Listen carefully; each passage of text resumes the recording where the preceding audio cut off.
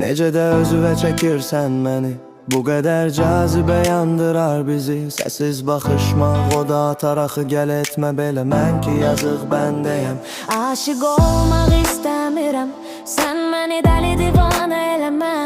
Dalğalı saçların, incə səsin, aşık olmamaq əldə deyil. Allah'ım bu ne güzellik, mən deyəsən vuruluram. Bu qız dəlidir, məni də dəli edəcək. Sevgi qapımı döyür, açmağa qorxuram. Bu qız məni özünə aşık edib, yuxularımda onu qucaqlayıram. İncəli səsi məni necə də özünə çəkir. Baxışı yamandı, gözləri can alandı. Allah'ım bu ceyran canlar alandı. Allah'ım bu ne güzellik, mən deyəsən vuruluram. Allah'ım bu ceyran canlar alandı. Allah'ım bu ne güzellik, mən deyəsən vuruluram.